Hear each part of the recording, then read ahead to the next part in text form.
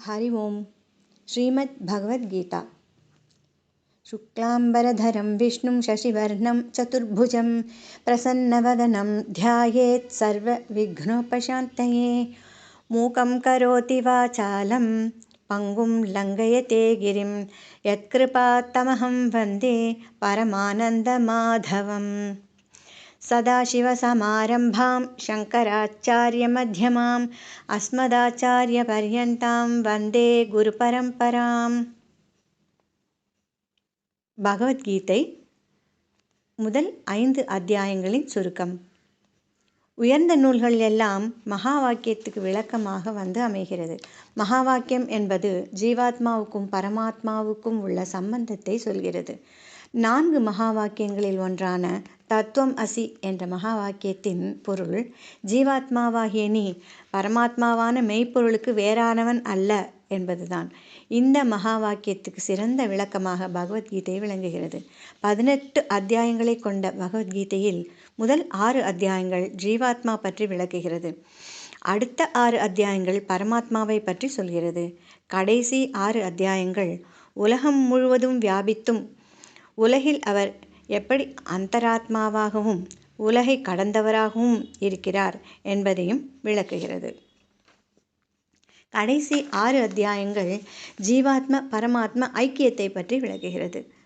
அர்ஜுன விஷாத யோகம், சாங்கிய யோகம், கர்மயோகம், ஞான கர்ம சந்நியாச யோகம், கர்ம சந்நியாச யோகம் ஆகிய 5 அத்தியாயங்களின் விளக்கங்களை இதுவரை பார்த்தோம்.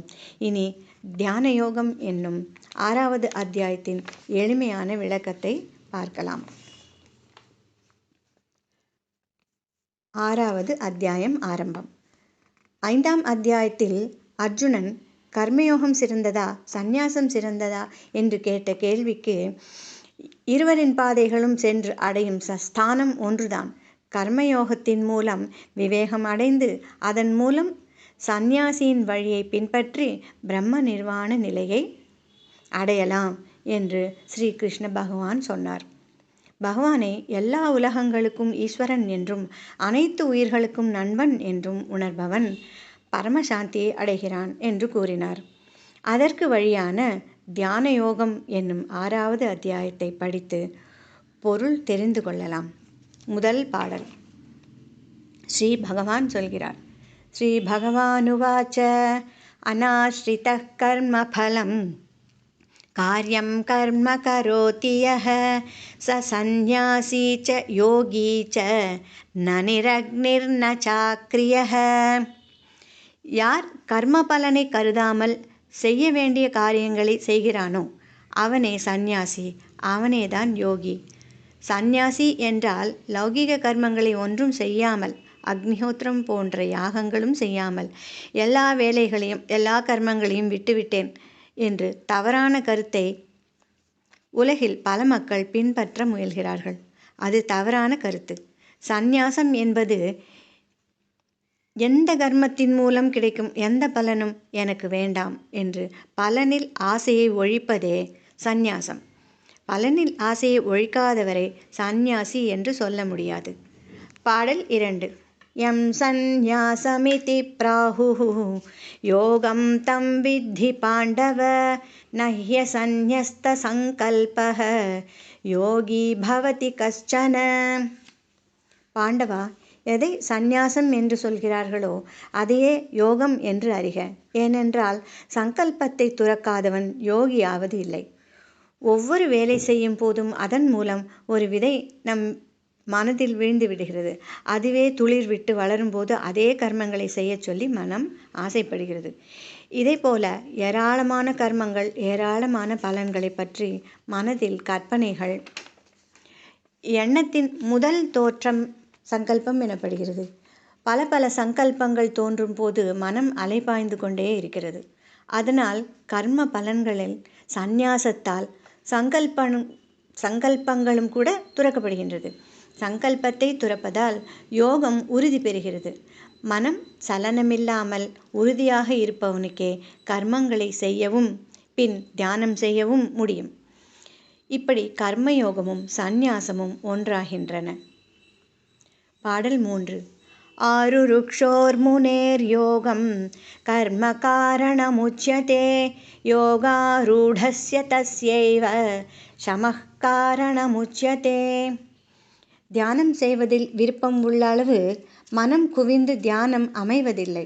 பலனை மட்டும் எதிர்பார்த்து கர்மத்தை செய்தாலும் அந்த வேலையை ஊக்கத்துடனும் ஓயாமல் உழைத்தும் செய்பவனுக்கு திருப்தி கிடைக்கிறது. ஏன், அவன் விரும்பும் பலனும் கிடைக்கிறது. மன அமைதியுடன் நன்றாக உறக்கமும் வருகிறது.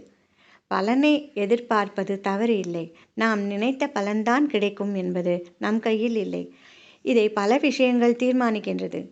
அதனால் பலனில் பற்று வைக்காமல் காரியங்கள் செய்ய வேண்டும். அனுகூலமான பலன், எதிர்மறையான பலன் இரண்டையும் ஏற்றுக்கொள்ள வேண்டும். ஒரு காரியத்தை இப்படி செய்வதுதான் நிஷ்காமிய கர்மம் எனப்படுகிறது. நிஷ்காமிய கர்மத்தை அதே ஊக்கத்துடனும் உழைப்புடனும் செய்பவனுக்கு தியானம் கைகூடுகிறது, சித்திக்கிறது. அதனால் மனம் தெளிவடைகிறது. தெளிந்த மனத்தில் தியான சித்தி தானாக வந்து அமைகிறது. யோகாரூடன் என்று யார் சொல்லப்படுகிறான் என்று அடுத்த பாடல் சொல்கிறது. பாடல் 4. யதா ஹினேந்திரியார்த்தேஷு ந கர்மஸ்வனுஷஜ்யதே சர்வசங்கல்ப சந்நியாசி யோகாரூடஸ்ததோச்யதே. தியானம் கைகூடி அதில் நிலை பெற்றவன் யோகாரூடன் எனப்படுகிறான். தியானத்தில் ஆழ்ந்திருக்கும் அவனுக்கு வெளியுலகோடு எந்த தொடர்பும் இல்லை. சப்தம், ஸ்பர்ஷம், ரூபம், ரசம், கந்தம் போன்ற 5 இந்திரியங்களின் மூலம் அனுபவமாகும் விஷயங்கள் யாவையும் அவனை பாதிப்பதில்லை. எல்லா கர்மங்களும் உறக்கத்தில் ஒடுங்குவது போல தியான சமாதியில் ஒடுங்கிவிடுகிறது. மனம் எண்ணங்கள் என்ற அலைகள் இல்லாமல் அமைதியாக இருக்கிறது. பாடல் 5. உத்தரேதாத்மனாத்மானம் நாத்மானமவசாதயேத் ஆத்மைவ ஹ்யாத்மனோ பந்துஹு ஆத்மைவ ரிபுராத்மனஹ. தன்னைத்தானே உயர்த்தி கொள்ள வேண்டும். நாமே நம்மை இழிவுபடுத்துதல் கூடாது. அறியாமையால் சரியான முறையான வாழ்வு வாழாத ஒரு மனிதன் தன்னைத்தானே கெடுத்து கொள்கிறான். அப்போது அவனுக்கு அவனே பகைவனாகிறான். நல்வாழ்க்கை வாழ்ந்து தன்னைத்தானே உயர்த்தி கொள்பவன் தனக்குத்தானே நண்பன் ஆகிறான். நாமே நமக்கு நண்பன், நம் மனமே நண்பன். நம்மை நல்வழியில் செலுத்தும் போது நம் மனமே நமக்கு நண்பன். நம்மை தீய வழியில் தூண்டும்போது நம் மனமே நமக்கு பகைவன். இதை தவிர வேறு நண்பனோ பகைவனோ வெளி உலகில் கிடையாது. பாடல் 6. பந்துராத்மாத்மனஸ்தஸ்ய ஏனாத்மைவாத்மனா ஜிதஹ அநாத்மனஸ்து சத்ருத்வே வர்த்தேதாத்மைவ சத்ருவத். தன்னைத்தானே வென்றவனுக்கு தானே உறவினன், தன்னை வெல்லாதவனுக்கு தானே பகைவன். தன்னை வென்றவனே உலகை வென்றவன் ஆகினான் என்று கேட்டிருக்கிறோம். 2 இயல்புகள் நம்மிடம் உண்டு. கட்டுக்கடங்காத சிற்றியல்பு ஒன்று, மற்றொன்று தெய்வத்தை நாடும் பேரியல்பு. சிற்றியல்பு அதாவது கீழான எண்ணங்கள் தலை தூக்கும் போது பேரியல்பு தோல்வியடைந்து விடுகிறது. நல்ல எண்ணங்கள், இறை சிந்தனை இவைகள் ஓங்கும்போது கீழான எண்ணங்கள், செயல்கள் ஆகியவை அடிபட்டு நசித்து போகிறது. வைராக்கியத்தோடு கீழான செயல்கள் செய்யாமல் நம்மை நாமே ஜெயிக்க வேண்டும். தனக்கு தானே நண்பன். அவன் அடையும் நன்மைகளை அடுத்த பாடல் சொல்கிறார். பாடல் 7. ஜிதாத்மனः பிரசாந்தஸ்ய பரமாத்மா சமாஹிதः சீதோஷ்ண சுகதுக்கேஷு ததா மானாபமானயோஹ. வைராக்கியத்துடன் தன்னைத்தானே வென்று மனம் தெளிந்தவனுக்கு குளிர் வெப்பம், சுகம் துக்கம், மான அவமானம் போன்ற விஷயங்களில் பரமாத்ம தர்சனம் கிடைக்கிறது. தூய கண்ணாடியில் பிம்பம் தெளிவாக தெரிவது போல பரமாத்ம ஸ்வரூபம் அவன் மனத்தில் பிரகாசிக்கிறது. மனிதன் பெற வேண்டிய ஸ்ரேயஸ் என்பது இதுவே. பாடல் 8.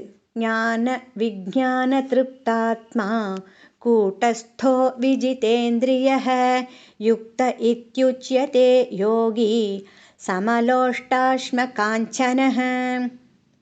சாஸ்திர ஆராய்ச்சி செய்து அதன் மூலம் வரும் அறிவு ஞானம் ஆகும். அது சொந்த அனுபவமாக மாறும்போது அது விஞ்ஞானமாகும். கூட்டஸ்தன் என்றால் மற்றவைகளையெல்லாம் மாறும்போது எது மாறாமல் இருக்கிறதோ அதுதான். தன் மீது வைத்து தட்டும் தங்கமோ இரும்போ வேறு வேறு வடிவத்தை எடுத்தாலும் ஆதாரமான பாறை மாறுவதில்லை. அதேபோல புலன்கள் விஷயங்களான வேறு வேறு விதமான ஆசைகள் தோன்றினாலும் தியான யோகியின் மனத்தை அசைப்பதில்லை. அப்படிப்பட்ட யோகி கல், மண், தங்கம் எல்லாவற்றையும் ஒரே மாதிரி தான் பார்க்கிறார். இது உயர்வு தாழ்வு என்று பார்ப்பதில்லை. பாடல் 9. சுஹ்ருன் மித்ரார்யுதாசீன மத்யஸ்தத்வேஷ்ய பந்துஷு சாதுஷ்வபி ச பாபேஷு சமபுத்திர் விசிஷ்யதே. கூட்டஸ்தனான மேலோனுக்கு நல்லெண்ணம் உடையவர், நண்பர், பகைவர், மத்தியஸ்தர், வெறுப்பவர், உறவினர், சத்புருஷர், பாபிகள் ஆகியவர்களிடம் ஒரே மனமுடையவராக இருப்பார். இவருக்கு அனைவரும் சமமானவர்களேதான். இந்த யோகியின் நிலை அடைய தியானம் செய்வதற்கான ஏற்ற சூழ்நிலையை அடுத்த பாடல்களில் விளக்குகிறார். அதை நாம் நாளை பார்க்கலாம். ஹரி ஓம். சர்வம் கிருஷ்ணார்ப்பணம்.